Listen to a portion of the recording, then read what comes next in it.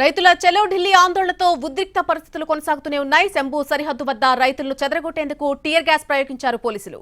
కొంతమంది రైతులు పోలీసులపై రాళ్లు రువ్వారు. దీంతో రియోట్ గేర్లు ధరించినటువంటి పోలీసులు ముందుకొచ్చి లాఠీచార్జ్ కి సిద్ధమవడం జరిగింది. ఇది గమనించిన ఆందోళనకారులు అక్కడి నుంచి దూరంగా పారిపోవడం జరిగింది. కనీస మద్దతు ధర ఎంఎస్పీకి చట్టబద్ధత కల్పించడం సహా మొత్తం 10 డిమాండ్లతో ఆందోళన చేస్తున్నారు రైతులు. దీనిలో భాగంగానే చలో ఢిల్లీ కార్యక్రమానికి పిలుపునిచ్చారు.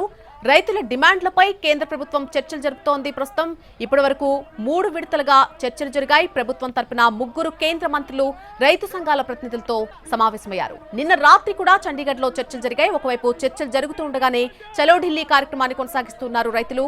అలాగే రైల్ రోకో కూడా నిర్వహించారు. అయితే రైతులు ఢిల్లీ వైపు వెళ్లకుండా ఎక్కడికక్కడ అడ్డుకుంటున్నారు పోలీసులు. పలు చోట్ల కాంక్రీట్ దిమ్మెలు పెట్టి రోడ్లను మూసివేశారు.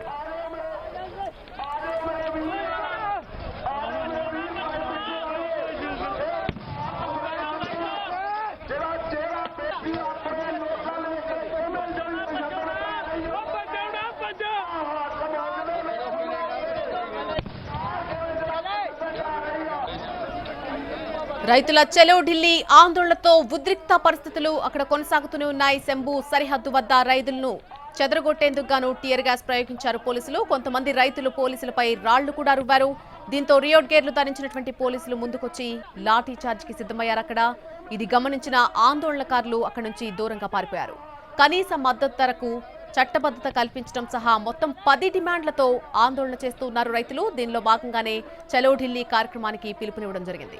ఇక రైతుల డిమాండ్లపై కేంద్ర ప్రభుత్వం చర్చలు జరుపుతోంది. ఇప్పటివరకు 3 విడతలుగా చర్చలు జరిగాయి. ప్రభుత్వం తరపున 3 కేంద్ర మంత్రులు రైతు సంఘాల ప్రతినిధులతో సమావేశమయ్యారు. నిన్న రాత్రి కూడా చండీగఢ్ లో చర్చలు జరిగాయి. ఒకవైపు చర్చలు జరుగుతూ ఉండగానే చలో ఢిల్లీ కార్యక్రమాన్ని మరొక వైపు రైతులు కొనసాగిస్తున్నారు. రైల్ రోకో కూడా నిర్వహించారు. అయితే రైతులు ఢిల్లీ వైపు వెళ్లకుండా ఎక్కడికక్కడ పోలీసులు అడ్డుకుంటూనే ఉన్నారు. పలు చోట్ల కాంక్రీట్ దిమ్మెలు పెట్టి మరీ రోడ్లను మూసివేయడం కూడా జరిగింది.